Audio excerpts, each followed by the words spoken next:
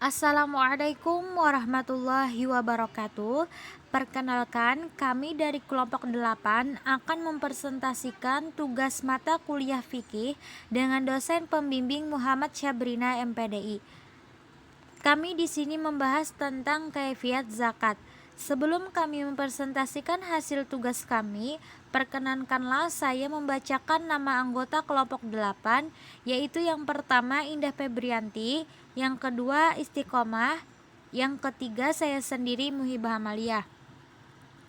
Dalam pembahasan kaifiat zakat, kami akan membahas 8 pembahasan, yaitu yang pertama, pengertian kaifiat dan dasar hukum zakat, yang kedua, syarat wajib zakat dan syarat sah zakat, yang ketiga, kriteria harta yang wajib dizakati, yang keempat, mustahik zakat, yang kelima, macam-macam zakat, yang keenam, cara menghitung zakat yang wajib dikeluarkan, yang ketujuh, cara mengeluarkan zakat, dan yang kedelapan, hikmah zakat.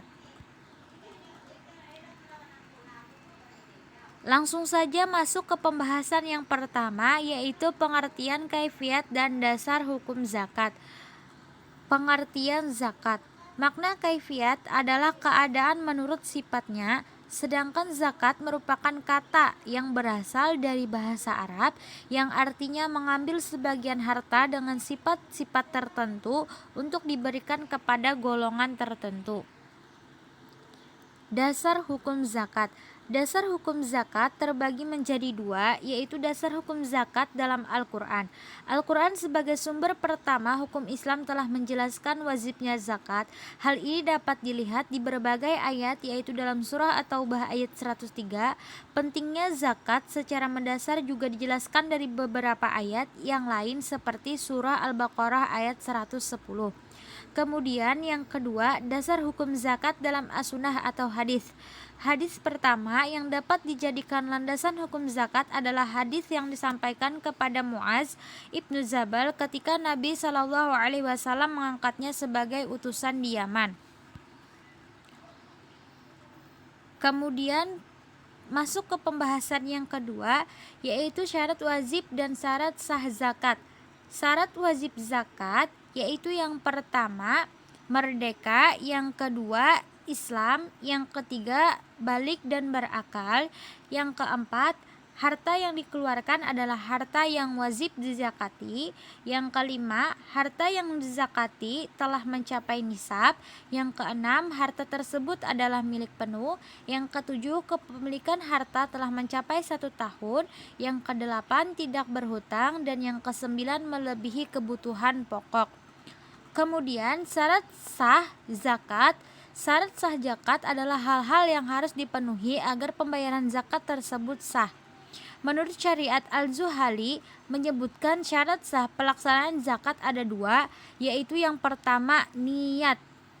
Zakat merupakan salah satu amalan wajib, oleh karena itu ia memerlukan adanya niat untuk membedakan dengan amalan sunnah. Seseorang mempunyai harta sudah mencapai nisabnya, kemudian dia mensedekahkan sebagian hartanya, tidak menggugurkan kewajibannya untuk mengeluarkan zakat. Harta yang dikeluarkan tanpa diniatkan zakat tidak dianggap sebagai zakat. Kemudian syarat sah yang kedua adalah tamlik.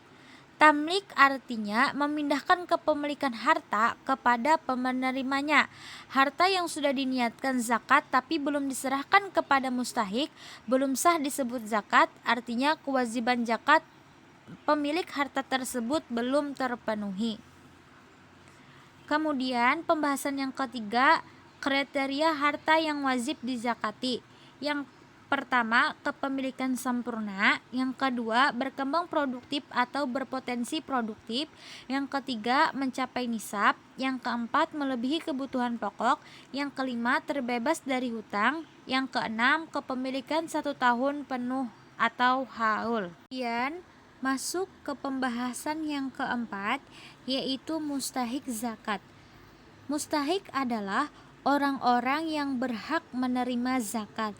Orang-orang yang berhak menerima zakat tersebut terbagi menjadi 8, yaitu yang pertama fakir. Fakir adalah orang-orang yang memiliki harta namun sangat sedikit. Kemudian yang kedua, miskin. Di bawah fakir ada orang-orang yang disebut dengan miskin. Yang ketiga, amil adalah orang-orang yang mengurus zakat. Yang keempat, mu'alaf atau orang-orang yang baru masuk Islam.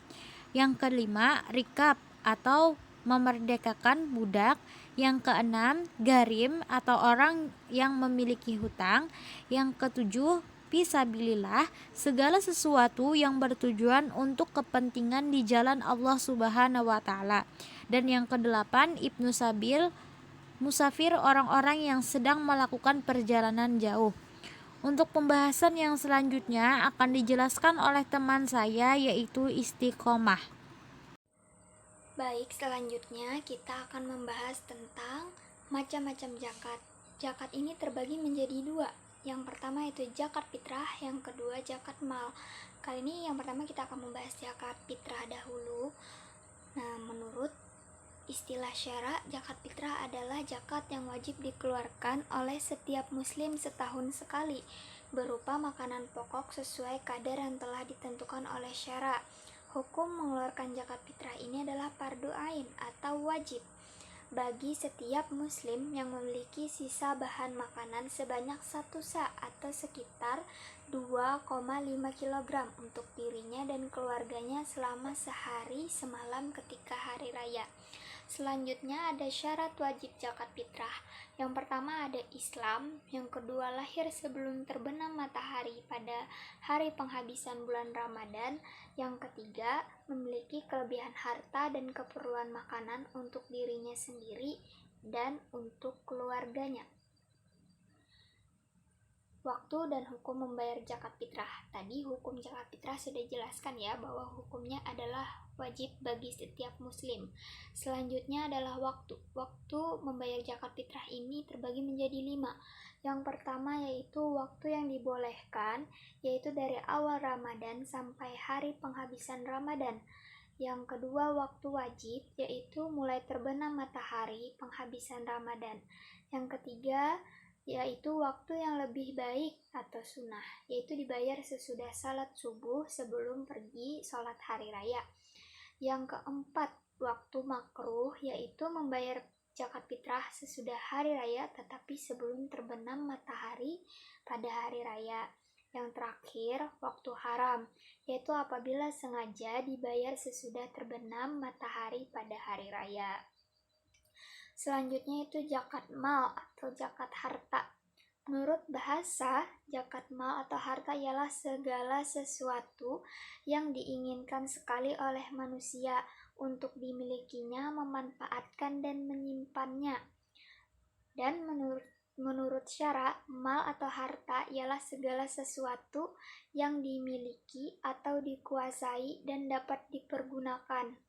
Jadi, zakat mal bisa juga disebut zakat harta.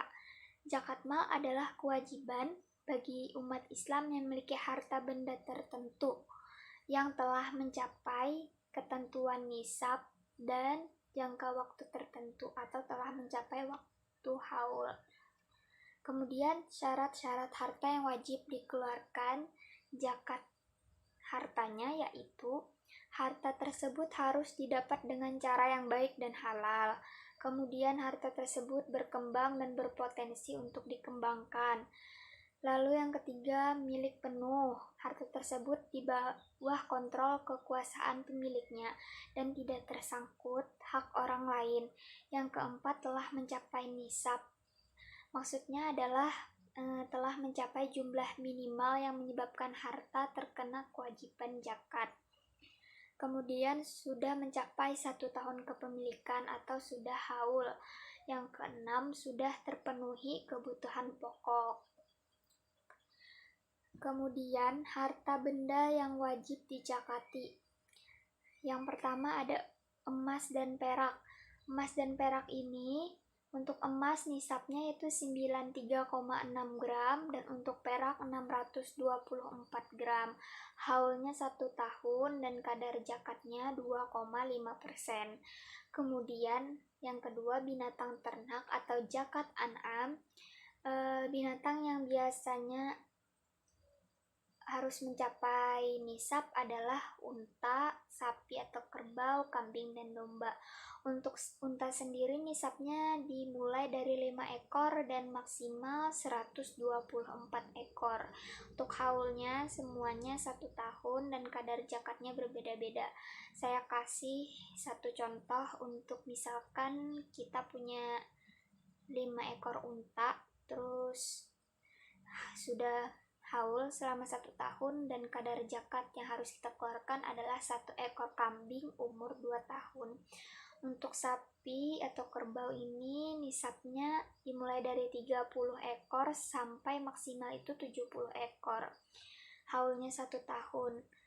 Saya kasih contoh lagi untuk sapi atau kerbau ini, misalkan nisabnya 30 sampai 39 ekor, haul 1 tahun, maka kadar zakatnya itu 1 ekor sapi umur 1 tahun.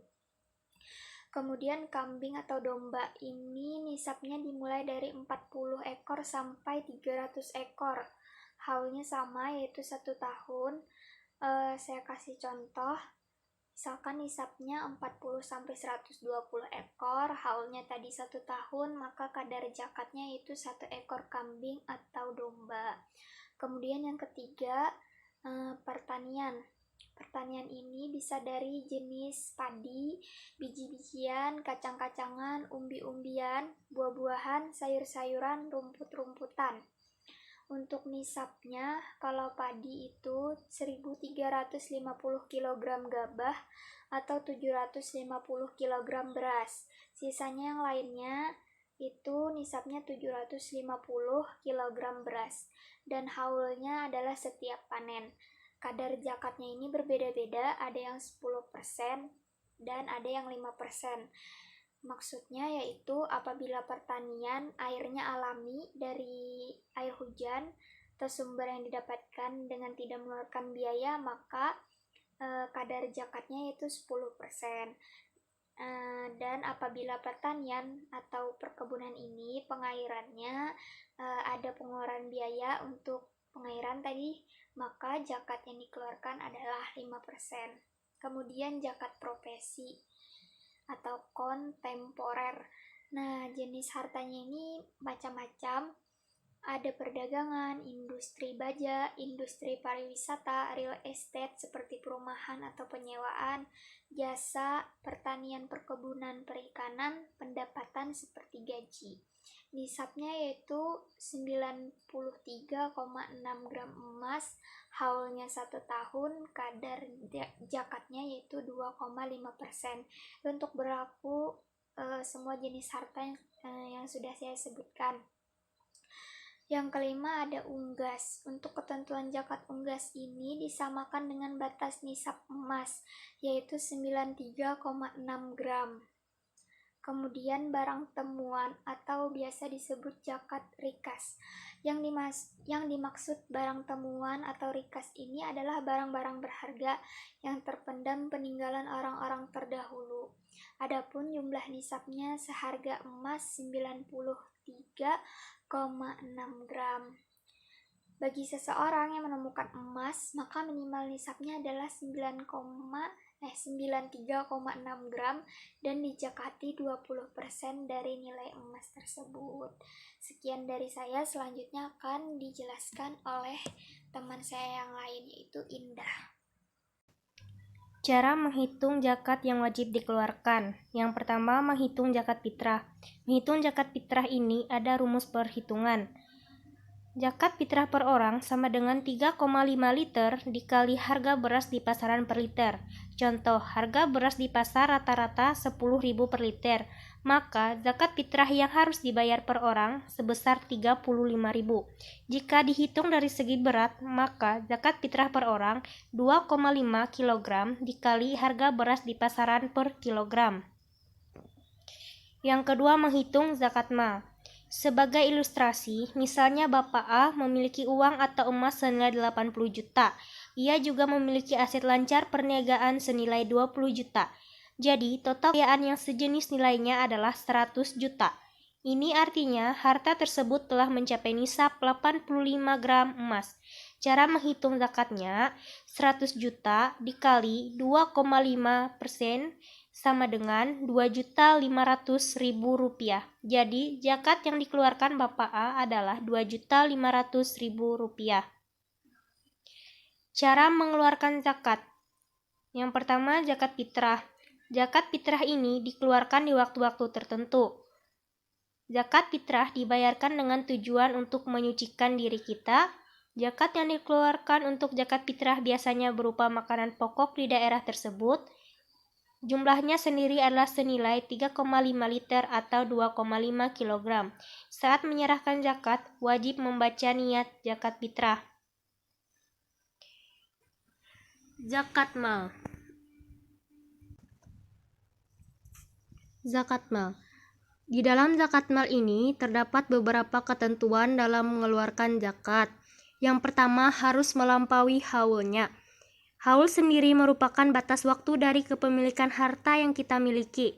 Apabila kita memiliki harta yang secara jumlahnya atau secara haulnya sudah terpenuhi, namun harta tersebut belum lama kita miliki atau belum genap 1 tahun, maka harta tersebut tidak wajib untuk dizakati sebab belum melampaui haulnya. Yang kedua, nisab. Nisab ini adalah batas jumlah harta yang kita miliki. Jika kita sudah memilikinya selama 1 tahun penuh, maka harta ini pun wajib untuk dijakati. Yang ketiga, zakat penghasilan. Setiap zakat memiliki perbedaan dalam perhitungannya. Zakat penghasilan berbeda dengan zakat fitrah dan zakat mal. Akan tetapi syarat dan rukun zakat penghasilan sendiri hampir sama, yakni harus mencapai haul dan nisabnya. Nilainya setara dengan jumlah 653 kg gabah. Pembahasan terakhir tentang hikmah zakat. Adapun hikmah zakat sebagai berikut. Yang pertama, menyempurnakan keimanan muslim. Yang kedua, mempererat tali persaudaraan.